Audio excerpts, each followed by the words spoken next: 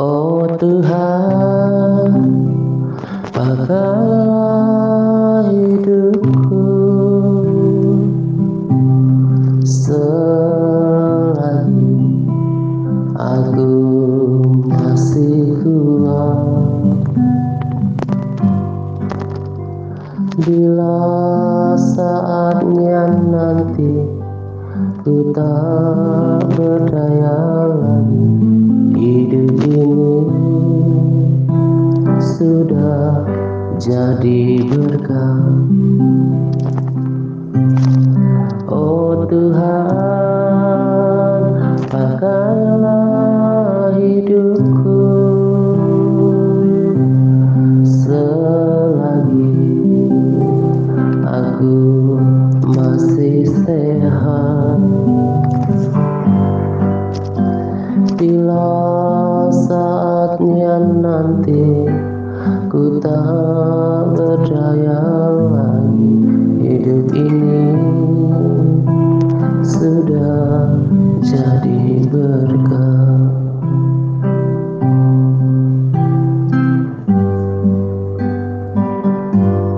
Hidup ini adalah kesempatan. Hidup ini untuk melayani Tuhan. Ku tak mau sia-siakan waktu yang Tuhan beri. Hidup ini harus jadi berkah. Hidup ini adalah kesempatan. Hidup ini untuk melayani Tuhan. Ku tak mau sia-siakan waktu yang Tuhan beri. Hidup saya harus jadi berkah. Oh Tuhan, pakailah hidupku selagi aku masih kuat. Bila saatnya nanti ku tak berdaya lagi, hidup saya telah jadi berkah.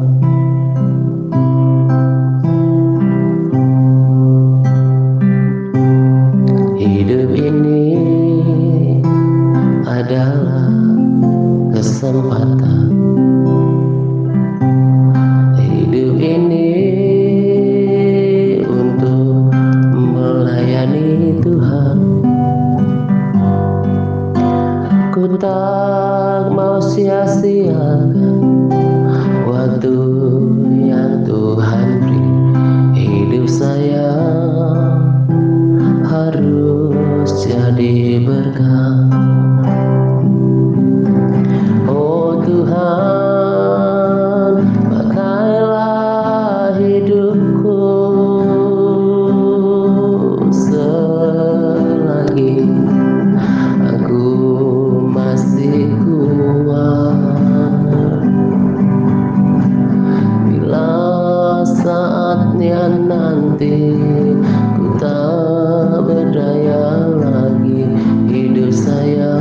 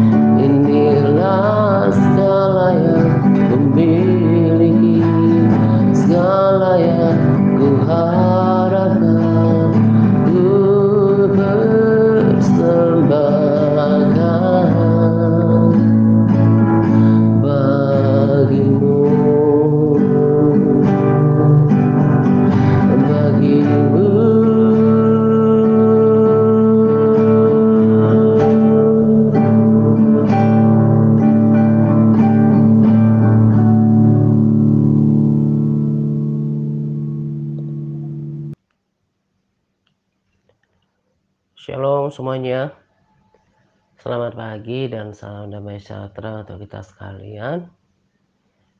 Pada pagi hari ini saya akan berbagi sharing untuk beberapa hal. Yang pertama tentang aturan di Elpar MTRC Advance yang di grup WA.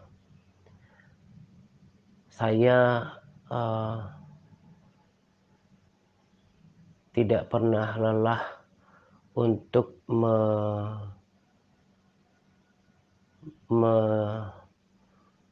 menyampaikan kepada kita, sekalipun sebetulnya bosan gitu ya, untuk mengulang-ulang hal-hal yang sudah saya pernah bicarakan di waktu yang lalu. Tetapi supaya kita semakin mengerti, saya tetap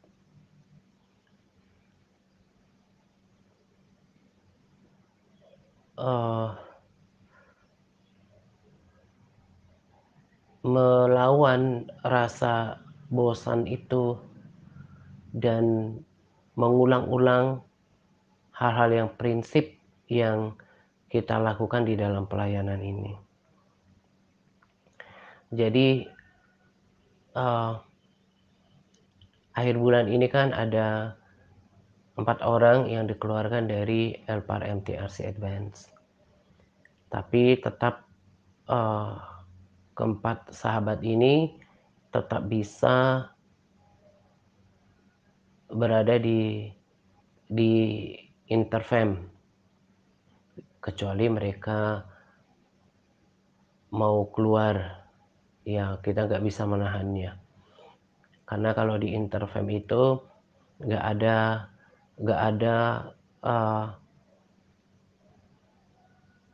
ada tanggung jawab khusus bagi setiap orang, nggak diberikan tugas di sana. Nah, di Interfam kita hanya saling memotivasi ketika pagi hari untuk terus memotivasi dalam ber-PPW gitu kan, dan berinteraksi. Nah, tapi kalau di Elpar MTRC Advance itu ada harganya, di mana setiap orang diminta komitmen dirinya untuk berdoa. Saya harus kutip lagi dan lagi ayat-ayat firman Tuhan yang mendasari standar keberadaan setiap orang di MTRC Advance ya, termasuk di Elparnya. Kita kan sudah tahu firman Tuhan yang kita baca perihal berdoa. Saya cuma kutip di sini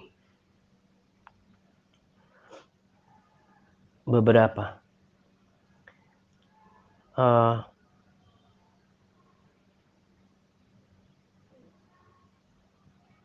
Yang pertama di Yakobus 5 ayat 16. Di sana dikatakan supaya saling mendoakan. 1 Timotius 2 ayat 1 sampai 3 juga berkata untuk bersyafaat untuk semua orang. Nah, ini kan bagian daripada perintah Tuhan yang kita harus lakukan. Katanya kita mau taat. Katanya kita mau melakukan kehendak Allah. Di 1 Timotius 2 ayat 3 berkata, itulah yang baik dan yang berkenan kepada Allah. Tapi lucu gitu ya. Kok kita nggak mau melakukan? Kita suka bermimpi sesuatu yang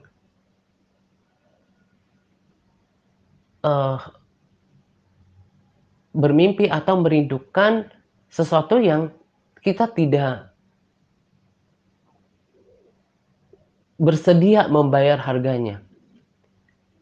Kita rindu hidupnya berkenan kepada Tuhan, melakukan hal-hal yang berkenan kepada Tuhan, tapi praktiknya enggak gitu.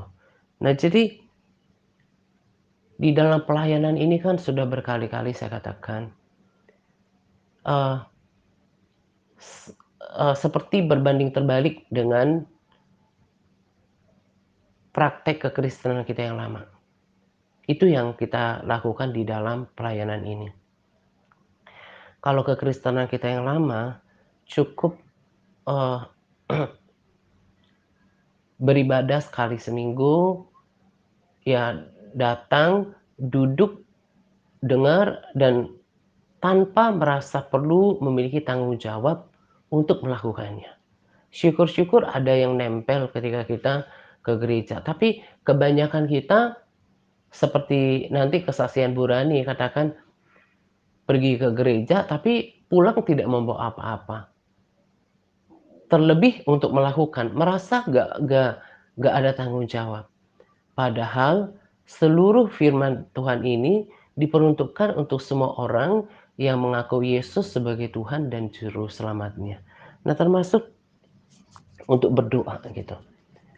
Tadi saya katakan bahwa kekristenan di TRC ini yang kita mau lakukan berbanding terbalik dengan praktek kekristenan kita yang lama. Kalau di sini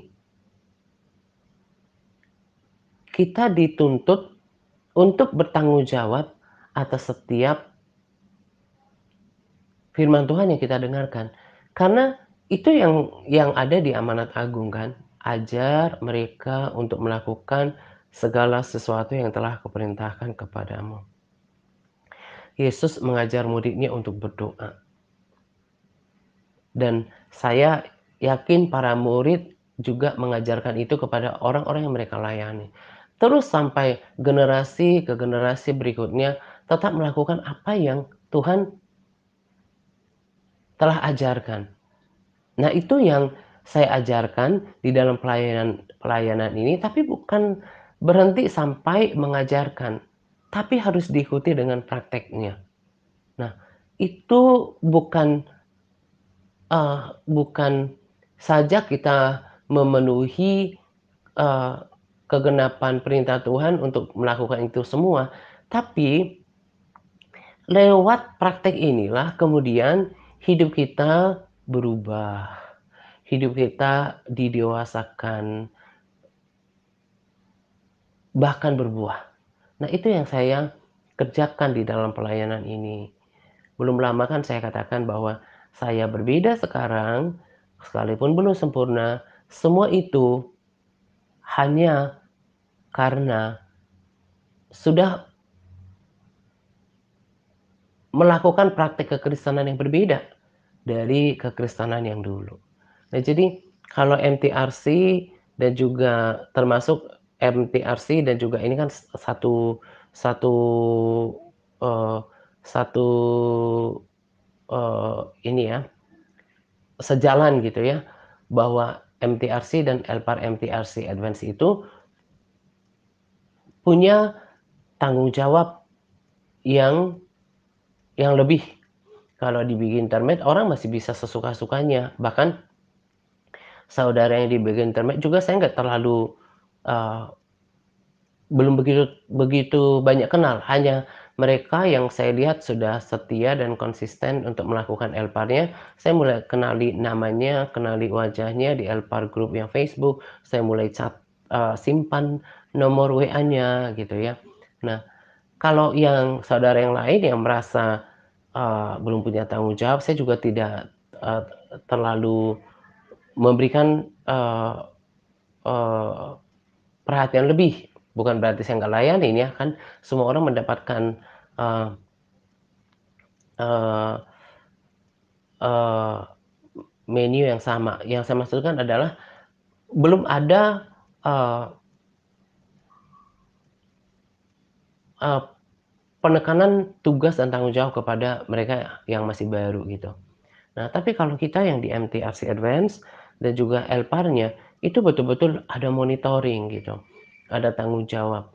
Nah, semua itu Tadi saya katakan bukan cuma untuk kita memenuhi perintah Tuhan, tetapi untuk kita bertumbuh. Jadi kalau ditanya bagaimana supaya seorang bertumbuh dalam kerohanian, semakin dewasa, semakin berubah karakternya, bahkan berbuah sesederhana menjadi pelaku firman Tuhan. Semuanya termasuk dalam hal berdoa gitu ya. Jadi, eee, di sini juga saya mau, ingatkan kita yang masih setia dan diperbolehkan untuk berada di Elpar MTRC Advance, itu syaratnya untuk berada di sana harus membuatkan Elpar. Karena saya pikir bahwa ya walaupun ini bisa di di di eee,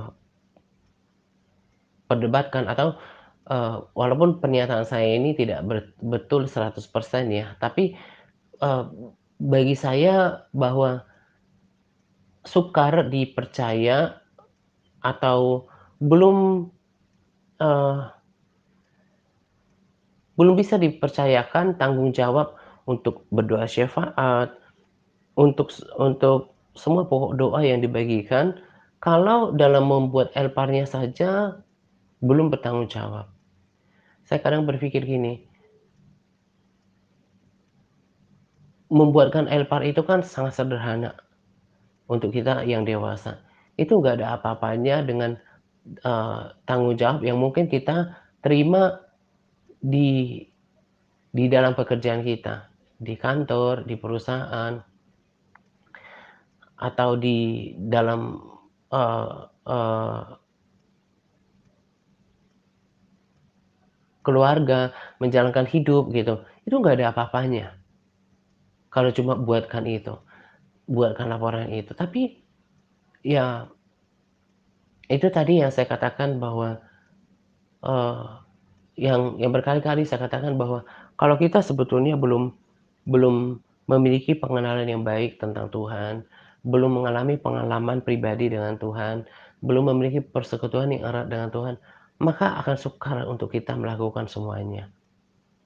Nah, jadi supaya paham, di sana itu harus harus, berkomitmen untuk, membuatkan Elpar. Lalu modul-modul itu kan tidak dipaksa harus cepat-cepat, tapi ada pergerakannya gitu. Jadi selain membuatkan Elpar, juga membuatkan, eee eee, modul gitu. Dilakukan aja secara perlahan sesuai dengan waktunya, disesuaikan dengan waktu masing-masing. Lalu harapannya sih kalau sudah di MTRC Advance atau belum di grup MTRC Advance, tapi sudah diundang ke Elpar MTRC Advance, itu sudah mestinya mau berbagi rema. Kan baca firman setiap hari. Masa setiap hari tidak ada yang didapatkan? Saya, eee, bingung gitu ya kalau kita ini terlalu mengasihani diri kita sendiri. Saya, baca di Filemon 1 ayat 8 sampai dengan 11, nanti saya tuliskan ini juga pada capas sampai ayat 12, dibaca aja. Bagaimana Paulus sekalipun dia di penjara, tetapi tetap hatinya itu menjangkau jiwa-jiwa. Sampai di ayat 10 dikatakan, "Mengajukan permintaan kepadamu mengenai anakku yang kudapat selagi aku dalam penjara, yaitu Onesimus." Saya capture di sana, bahasa Alkitab sehari-hari yang menegaskan bahwa Onesimus ini adalah orang yang dijangkau oleh Paulus gitu. Seorang Paulus yang berada di dalam penjara. Itu jauh dari kata damai sejahtera, sukacita, tenang gitu ya. Yang ada pikiran orang yang di penjara gimana sih? Dikekang kebebasannya, nggak bisa ke mana-mana, ya kan? Haknya dirampas untuk sementara, untuk menikmati hidup, tapi semangatnya nggak terkekang. Sebetulnya bukan cuma Paulus, kita juga mungkin dengar ada beberapa orang Kristen yang luar biasa di penjara sekalipun mereka di sana, berbahaya, eee eee eee, bagi keselamatan mereka. Bahkan saya ada pernah dengar seorang hamba Tuhan yang masuk penjara kemudian bahkan di ya mungkin dibully atau di di di di difitnah atau mungkin dicaci maki, bahkan mungkin ada kekerasan fisik, tapi nggak menghalangi hatinya untuk melayani Tuhan. Jadi saya pikir gini loh, kita ini punya kehidupan itu enak gitu. Ya kalau kita compare dengan mereka yang ada di dalam penjara. Tapi, eee, semangat kita tidak lebih baik daripada mereka yang terpenjara secara fisik. Kita malah bebas secara fisik, tapi semangat kita terpenjara, sukacita kita terpenjara, eee, semangat untuk beribadah kita itu terpenjara.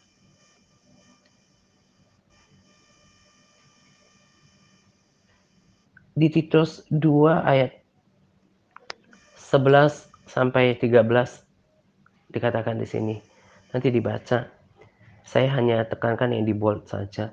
Dikatakan di sini bahwa di ayat 12, "Ia mendidik kita supaya kita meninggalkan kefasikan dan keinginan-keinginan duniawi, dan supaya kita hidup bijaksana, adil, dan beribadah di dalam dunia sekarang ini." Nah, apa yang kita lakukan mestinya selama di dunia ini? Kita sama seperti bangsa Israel ketika dibawa keluar dari tanah Mesir, tanah perbudakan, itu untuk beribadah kepada Tuhan. Tujuan Tuhan ciptakan kita ke dunia ini, tujuan Tuhan, bebaskan orang Israel dari perbudakan Mesir, termasuk kita, Tuhan selamatkan kita. Itu bukan berarti supaya kita dengan merdekanya, dengan, eee, dengan ambisi untuk mengejar berkat, kesuksesan semata, karir, uang, menjalankan kehidupan, bukan. Itu hanya Eee, perekat saja, itu hanya pelengkap saja, itu hanya aktivitas tambahan yang kita kerjakan selama kita di dunia ini. Nah, makanya sebetulnya kalau kalau mengerti firman Tuhan yang dibaca, itu sebetulnya firman Tuhan itu mengubahkan kita. Saya nggak tahu seberapa banyak di antara kita yang sudah ngikutin tuntunan yang saya sudah berikan dan tuntunan yang sudah saya berikan dan teladan saya dalam membaca firman.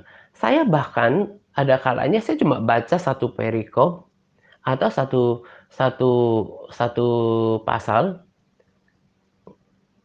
itu lebih baik membaca satu perikop atau satu satu, eee eee, pasal, tapi itu betul-betul kita dapatkan sesuatu dari sana. Ya seperti ini nih, saya kan berbagi sharing itu bukan dari sekolah teologi ya, tapi dari persekutuan saya, pergaulan saya, pembacaan saya dengan firman Tuhan. Saya berikan hati saya fokus, saya menikmatinya, akhirnya firman Tuhan itu Roh Kudus membukakan saya hal-hal yang perlu diketahui, perlu dipelajari dari firman itu. Sekali lagi saya katakan, apa yang saya bagikan tiap-tiap hari, itu berasal dari pembacaan firman yang saya lakukan. Kita katakan itu sebagai rema atau sebagai pewahyuan, tetapi, sederhananya saya katakan gini, karena saya ngerti, saya mendapatkan pengertian, saya mendapatkan pemahaman, saya mendapatkan sesuatu dari firman itu, maka saya tidak akan pernah kekurangan, materi untuk disampaikan. Apa yang saya dapatkan adalah, hal-hal yang membangun saya, yang membuat saya mengerti, yang membuat saya semakin teguh di dalam Tuhan. Nah, jadi kalau ngerti ya, jadi kalau kayak saya ngerti ketika baca Titus ini misalnya, sungguh-sungguh bukan cuma formalitas yang penting selesai gitu, udah salah satu perikop atau satu pasal, udah selesai. Kalau cuma kayak gitu kan pekerjaannya sia-sia, cuma baca tapi nggak mengerti. Nah, lebih baik satu perikop minimal sampai satu pasal, tapi ngerti, dibaca berulang, dipahami. Nah, firman itu harus sampai memberikan pengertian, pengetahuan, membangkitkan iman dan semangat, memberikan pengertian dan pemahaman. Nah, seperti yang tadi barusan saya bagikan. Jadi kalau kita ngerti, ya, tujuan kita di bumi sekarang, di dunia sekarang ini, seperti yang tertulis dalam Titus 2:12 ini adalah beribadah. Beribadah itu bukan cuma, memuji dan menyembah Tuhan, eee, berdoa, baca Alkitab, apalagi, eee eee, cuma diartikan sebagai beribadah satu kali seminggu atau, live streaming gitu. Itu jauh banget dari cuma pengertian itu. Tapi bagaimana kita mendoakan orang lain, berpuasa, merenungkan firman, terlebih melakukannya, itu adalah ibadah. Berarti kalau kalau orang ngerti apa yang dibaca, bahwa saya di bumi ini, ya saya tetap melakukan pekerjaan saya, menjalankan usaha, menjalankan, tanggung jawab saya sebagai, pribadi secara secara, eee eee, secara individu gitu. Tapi mesti ngerti, yang paling utama sama seperti Tuhan Yesus katakan, "Cari dahulu, eee, kerajaan Allah dan kebenarannya, maka semuanya itu akan ditambahkan kepadamu." Pikirkanlah perkara-perkara yang di atas, bukan yang di bumi. Sama, beribadah dulu kepada Tuhan. Jadi yang kita harus kejar itu adalah perkara-perkara rohani. Tapi kan kebanyakan kita itu gimana ya, seperti kemarin ya, dibagikan video, tentang kesaksian ibu itu. Eee, Teguh bilang, saya panggil Teguh aja ya, soalnya masih 26 Teguh ini. Masih jauh di bawah usia saya. Jadi Teguh bilang, "Iya Pak, memang, video ini lagi, viral di berbagai grup rohani," gitu. Nah, saya nggak tahu ya kalau kalau kebanyakan orang kalau dengar kayak gitu, udah dengar sekali lupa langsung lewat gitu. Itu sangat memprihatinkan. Kalau saya suka renungkan, karena itu nggak bertentangan dengan kebenaran firman Tuhan yang saya baca dan pahami, saya renungkan gitu ya. Saya jadikan itu juga sebagai cambukan bagi diri saya. Bagaimana hidup saya ini, eee, bahkan ketika ya bagaimana hidup saya ini mengasihi Tuhan nggak dengan perkataan dan perbuatan saya. Bahkan ketika saya dapatkan video itu, langsung saya jadikan cerminan, tempat bercermin. Apakah pengajaran saya selama ini termasuk kategori daripada khotbah yang dikatakan itu? Dan puji Tuhan, saya,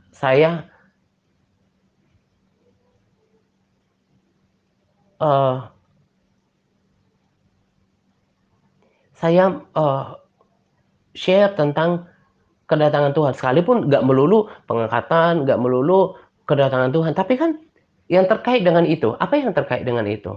Kekudusan, sebab tanpa kekudusan tidak seorang pun akan melihat Tuhan. Saya berbagi juga tentang ketaatan, karena bukan setiap orang yang berseru kepadaku, "Tuhan, Tuhan," akan melakukan kehendak Bapakku yang di surga, tapi yang melakukan. Saya bicara hal-hal yang berkaitan dengan itu, menjaga kekudusan hati, pikiran, perkataan, anggota tubuh, bahkan keuangan. Saya bicara itu semuanya. Itulah yang kita lakukan ketika kita menantikan Tuhan. Bukan, eee, pasif gitu ya, bukan dalam kevakuman, tapi kita justru, eee, berusaha untuk manusia rohani kita itu terus terbangun. Juga dalam hal beribadah. Untuk berjaga-jaga menantikan kedatangan Tuhan yang kita nggak ngerti kapan, bahkan bisa-bisa kita dipanggil duluan secara individu menghadap Tuhan gitu ya, menghadap kekekalan dan kiranya kekekalan bersama dengan Tuhan gitu. Jadi saya saya, aplikasikan dalam kehidupan berdoa, memuji dan menyembah Tuhan, bersekutu dengan Tuhan, bahkan berpuasa setiap hari kan. Nah, itu yang saya ajarkan gitu. Nah, juga dalam pesan video tersebut, saya nggak tahu ketika mendengarkan video itu mungkin ada haru, tapi lupa gitu, cepat aja gitu. Nah, nggak tahu apa yang Tuhan kehendaki dalam kehidupan kita. Itu sangat disayangkan gitu. Nah, jadi kita harus ngerti apa yang paling utama dalam hidup ini. Tadi kan sudah bacakan tentang ayat berdoa. Ya selama kita di bumi, itu yang kita lakukan. Tekun membaca firman Tuhan. Bahkan belajar dengan firman Tuhan. Melakukannya. Terus bercermin setiap hari di dalamnya. Di Titus 2 ayat 13 dikatakan, dengan menantikan penggenapan pengharapan kita yang penuh bahagia. Dan pernyataan kemuliaan Allah yang maha besar dan juru selamat kita Yesus Kristus. Jadi sambil menjalankan hidup di dunia ini, ya kita tentu tadi saya katakan lakukan tanggung jawab kita sebagai individu. Tapi jangan lupa, ibadah itu yang paling utama. Perkara di atas itu yang paling utama. Mencari kerajaan Allah itu yang lebih utama. Wujud daripada mengejar perkara-perkara yang di atas, perkara rohani, yaitu tadi memiliki kesetiaan, konsistensi, ketekunan untuk melakukan semuanya. Saya sudah bosan dengan kekristenan yang lama yang hanya bisanya tahu, tahu, dan tahu. Saatnya kita berubah untuk melakukan apa yang kita dengarkan. Nah, itulah salah satu praktek daripada setiap orang yang berkomitmen di grup Elpar MTRC Advance. Nah, ini juga menjadi peringatan untuk kita kalau mau tetap menjadi pelaku firman, mendoakan dan didoakan itu jaga komitmen itu untuk untuk untuk melakukan melakukan me mempost atau membagikan laporannya di grup yang tersedia gitu ya. Nah, itu yang saya mau sampaikan pada sharing ini. Jangan sampai, eee, jangan sampai, kita kemudian seperti, ini saya tulis juga pada Capas di Matius 19 ayat 30. Tetapi banyak orang yang terdahulu akan menjadi yang terakhir, dan yang terakhir akan menjadi yang terdahulu. Ini, pemahamannya kan konteks, eee, konteks, pertamanya ditujukan kepada mereka yang terdahulu. Terdahulu itu orang-orang yang terkemuka secara rohani. Tapi nanti menjadi yang terakhir,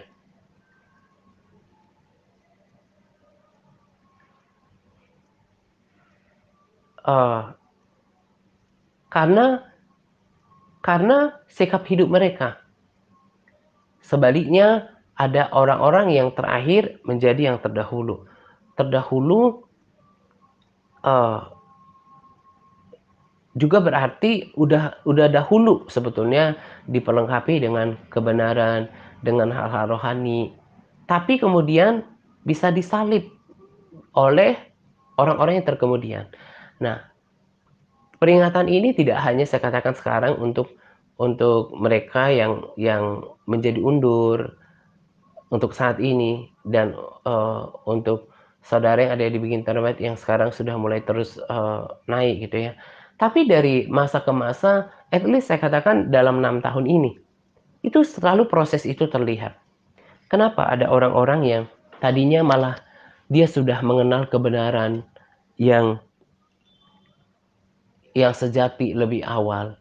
Diharapkan kan dia menjadi orang yang terdahulu. Terdahulu, tadi saya katakan konteks pertamanya kan itu, eee, berbicara kepada, orang-orang yang mengerti agama, yang terhormat secara rohani. Tapi karena sikapnya kemudian menjadi yang terakhir. Tapi juga katakanlah ini remanya, dalam praktek kekristenan yang saya temukan di TRC ini, sudah lebih awal mengerti tentang, eee, mungkin pertobatan, katakan itu ketaatan total, kekudusan hidup, menjadi pelaku firman, kesetiaan, konsistensi. Tapi akhirnya orang-orang yang tetap, eee, tidak membayar harga ini menjadi orang yang terakhir, orang yang belakangan, dan selalu begitu dari 6 tahun ini ada orang-orang bukan yang pertama malah mengenal TRM dan juga TRC, tapi bisa menjadi terdahulu. Kenapa? Sederhana, sikap hatinya, sikap hidupnya. Memang firman Tuhan itu harus digenapi. Makanya, kalau kalau saya perhatikan ada orang-orang memang yang tidak mau mengubah sikap hidupnya, saya sudah lebih apa ya, hatinya itu sudah lebih legowo, eee, sudah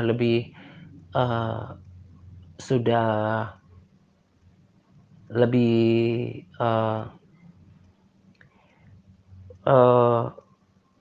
apa ya, lebih merelakan karena walaupun pada dasarnya saya nggak mau kehilangan siapapun. Sama seperti Paulus ya kan, sampai dikatakan, eee, Onesimus itu adalah buah hatinya gitu ya. Begitu dia sangat dekat secara batin dengan orang-orang yang dilayaninya. Dia panggil orang-orang dilayani kan sebagai anak gitu ya, termasuk Timotius. Nah, saya pun seperti itu, nggak mau kehilangan sebetulnya dengan orang-orang yang sudah bertahun-tahun di dalam pelayanan ini. Kerinduannya menjadi keluarga besar gitu. Makanya sampai ada tempatnya, TRC Interfam. Itu berarti kan untuk orang-orang yang sudah pernah saya kenal, apalagi sudah pernah chat, sudah pernah ketemu, sudah bertahun-tahun gitu ya. Itu menjadi tempat buat kita sebetulnya supaya tetap dalam dalam satu keluarga gitu. Tapi, eee eee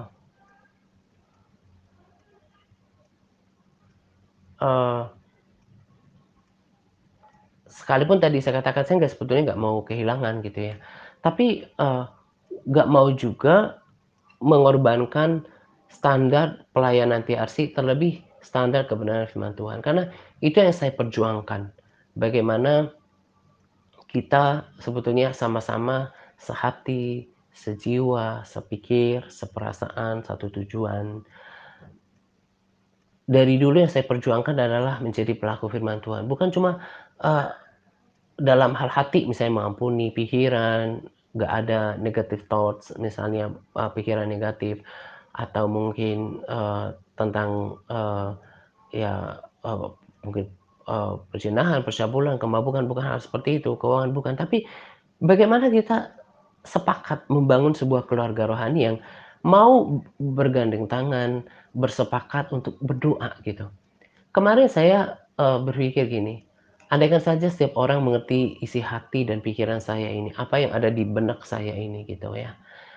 Di waktu-waktu yang lalu, bertahun-tahun bahkan puluhan puluhan, tahun yang lalu, banyak sekali KKR yang diselenggarakan, KKR-KKR yang berskala besar, berskala nasional, bukan cuma di daerah, bahkan mengundang hamba Tuhan dari luar negeri.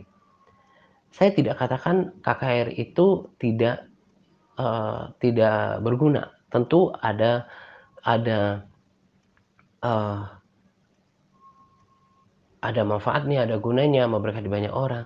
Tapi yang saya mau katakan seperti ini, pikiran saya kalau hanya sebatas ketika itu saja, kemudian orang merasa hadirat Tuhan, merasa sukacita, damai sejahtera, dikuatkan, diberkati, bersemangat ketika, eee, misalnya kan ada pesan-pesan di dalam KKR pastilah ada, pesan misalnya menjangkau orang, memberitakan Injil, kemudian, berdoa bagi sesamanya.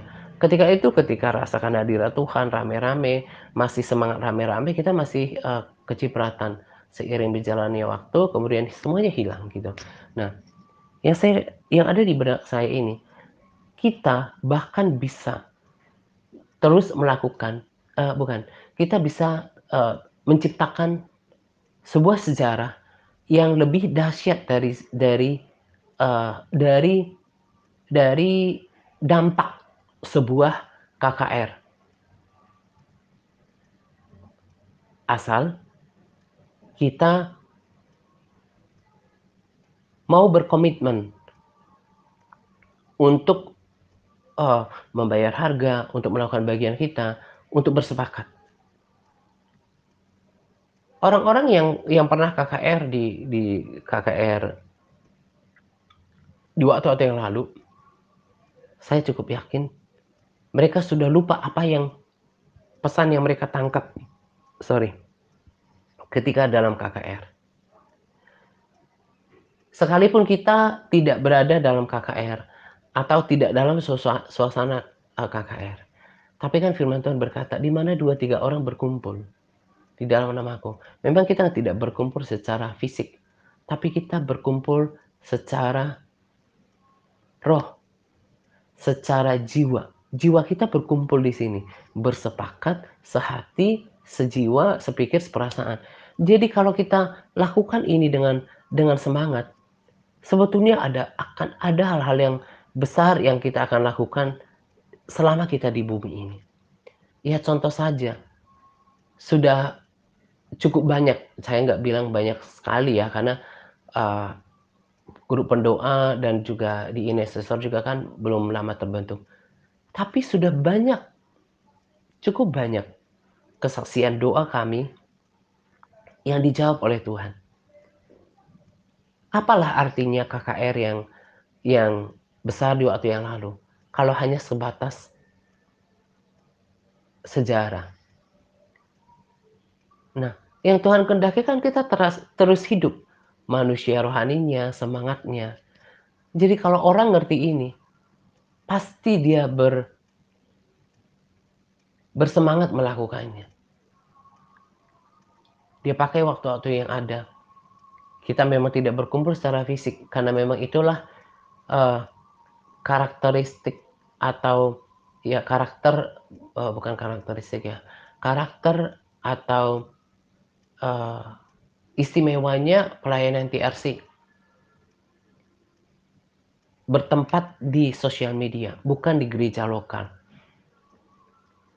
Tapi justru bagi saya itu sebuah sebuah, eee, ke memiliki sebuah keunggulan gitu.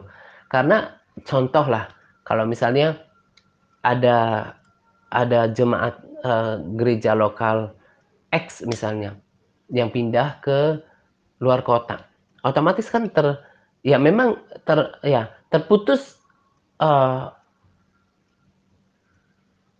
persekutuan mereka.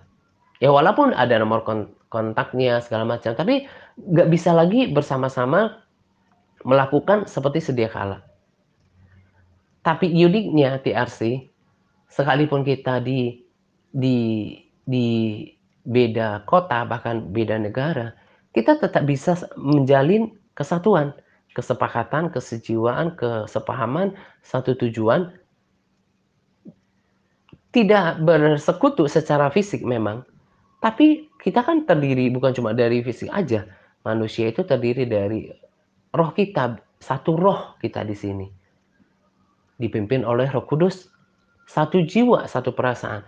Jadi kita ini lakukan doa-doa kayak gitu, bukan cuma bukan cuma tadi saya katakan bukan cuma untuk memenuhi perintah Tuhan, memang itu salah satu dasar yang kuat untuk kita melakukan itu.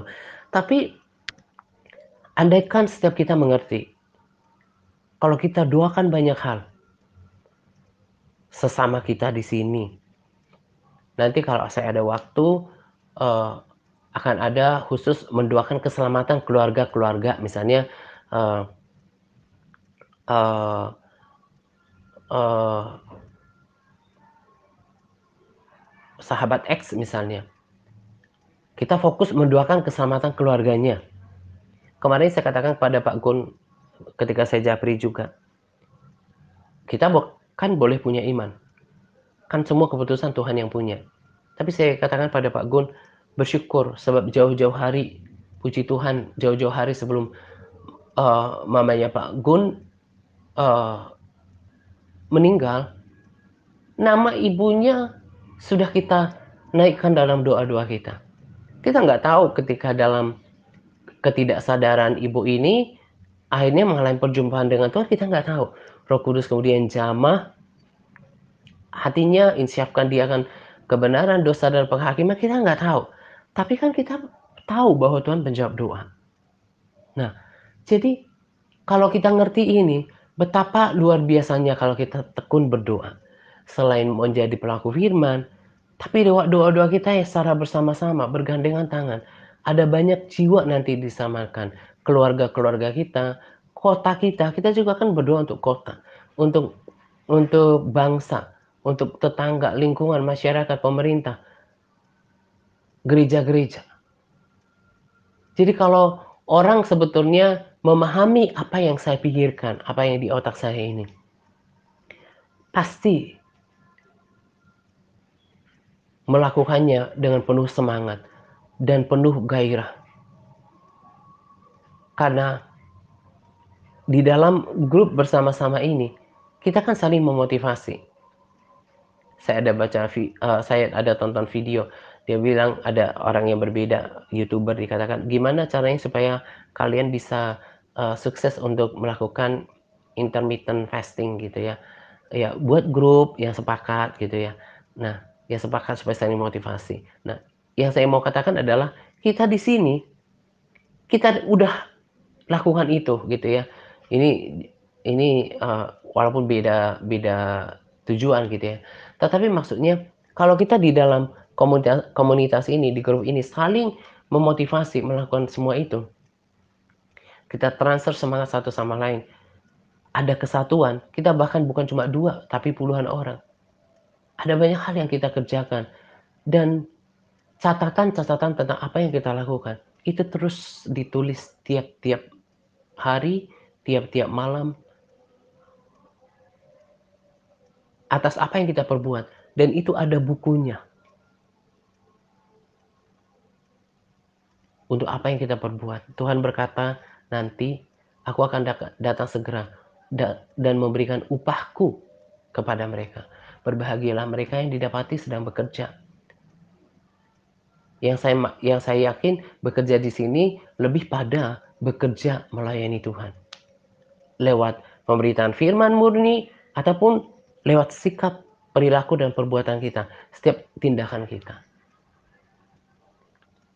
Tadi kan saya katakan, kita itu kebanyakan itu saya tuh nggak habis pikir gitu ya.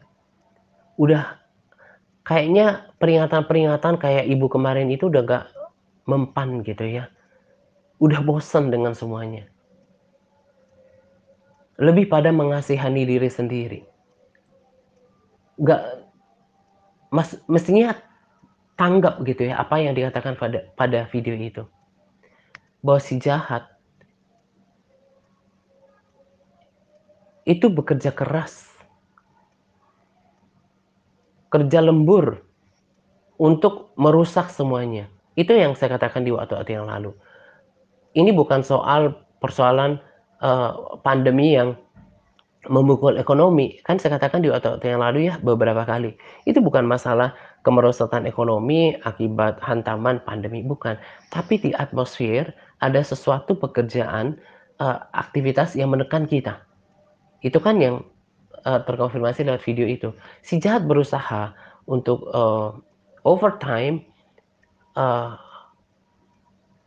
kerja keras, kerja lembur untuk menghancurkan walaupun tidak secara fisik, mental kita, uh, psikis kita, semangat kita, untuk kita apa? Berhenti. Saya sangat perhatikan ketika dalam video itu dikatakan bahwa kalau akan terus diperpanjang waktunya, Akan banyak orang Kristen yang kehilangan iman. Lihat aja sekarang, belum masa kesukaran besar yang dituliskan oleh Alkitab, masih kondisi seperti ini. Bukankah kita telah saksikan banyak orang Kristen, termasuk kita yang di sini, yang tadinya bersemangat, berapi-api, tidak bermasalah dengan elparnya, akhirnya tumbang. Udah kehilangan harapan, kehilangan iman, kehilangan semangat untuk melakukan semuanya. Tetapi Tuhan tidak kompromi dengan itu karena maksudnya gini, itu tanggung jawab kita gitu ya, untuk tetap memelihara semangat kita, iman kita, pengharapan kita itu tanggung jawab kita. Nah jadi janganlah kita, eee, berperilaku bodoh. Kita dengarkan peringatan, kita dengarkan sharing, tapi kita nggak pernah memiliki telinga untuk mendengarkannya. Sebetulnya untuk tetap bersemangat itu sesederhana, saya buatkan di quote, kalau kita udah menang pada pagi hari, bangun untuk berdoa, kita pasti menang sepanjang hari itu. Kenapa? Karena kita sudah mendapatkan kekuatan tiap-tiap hari daripada Tuhan. Kita sudah berserah sepanjang hari itu. Roh Kudus akan menolong, memampukan, dan menghiburkan kita. Nah, kenapa kemudian orang semakin jauh uh, terperosok kerohaniannya, semangatnya, pengharapannya, imannya, gairahnya dalam mengikut Tuhan? Karena tadi gagal untuk berdoa, gagal untuk membayar harga untuk berdoa. Kita semua tuh sama, sama-sama manusia yang punya punya, yang merasakan hal yang sama. Memang tidak tidak mudah, tapi bisa. Untuk daging ini kan pengennya tidur, tidur sepuasnya, nanti sebangunnya dia, terus dikasih, makan dan minuman yang enak-enak.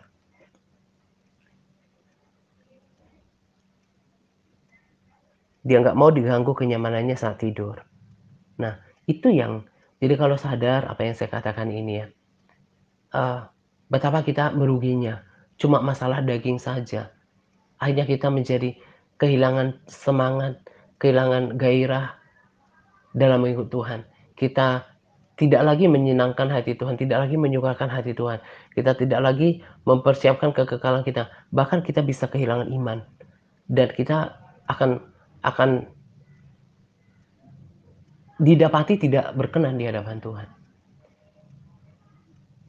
Nah, karena itu, eee, kita yang masih tetap setia, saya tetap bisa berdiri sekarang ini sebatas praktek hidup yang sederhana tadi. Mulai memperbaiki cara saya membaca firman. Jadi, kalau kayak setiap minggu kan saya bagi sharing 3 kali, 2 sampai 3 kali. Nah, dalam hari-hari, eee eee, selang-seling itu, sebetulnya bukan saya nggak mau berbagi loh. Saya cuma khawatir kebanyakan kita menjadi bosan dengan semuanya. Sedangkan yang 3 kali saja kok kayaknya nggak mampu menunjukkan antusias yang besar atas setiap sharing gitu. Nah, di sela-sela hari itu kan Bu Lini bagikan ringkasannya bagi, sahabat atau saudara yang terkendala dengan jaringan bisa membacanya. Tetapi bagi saya, hari-hari berselang-seling itu, selain untuk mempersiapkan pelayanan, ya dong, perlu waktu untuk mempersiapkan untuk hari Senin, perlu hari sebelumnya, untuk hari Rabu, untuk hari Jumat, perlu dipersiapkan hari-hari sebelumnya. Jadi selalu aktif. Tapi lebih daripada itu, saya melakukan refleksi diri, menikmati, eee, pembacaan Alkitab saya, tetap melakukan melakukan aktivitas saya, bercermin dalam kebenaran yang saya baca. Saya nikmati juga intermittent fasting saya. Saya semakin menikmati, bahkan hari ini kayak hari ini saya memperlambat, eee, makan saya buka puasa setengah ya jam 4 lewat deh gitu ya.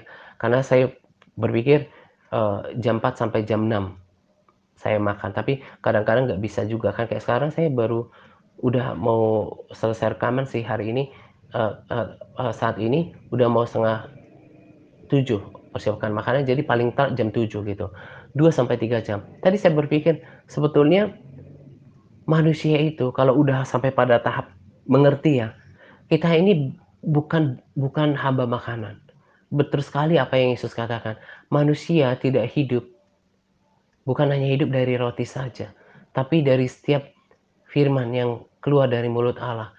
Kita ini, apalagi sudah, umur 30-an, terlebih 40, 50, kita sebetulnya udah nggak tepat lagi sangat tergantung pada makanan. Saya nggak terlalu mencari makanan lagi sekarang.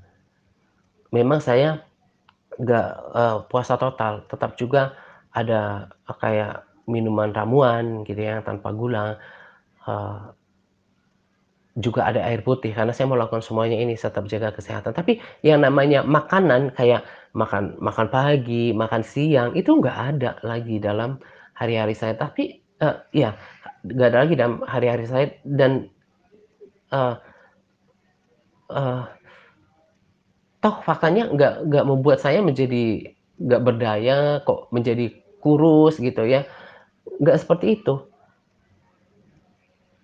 nggak tergantung dengan makanan. Jadi, kalau kita udah diubah pikirannya, kita ini, eee, tadi kan dikatakan jangan lagi, mencari Titus 2 ayat 12, "Ia mendidik kita supaya kita meninggalkan kefasikan dan keinginan-keinginan duniawi."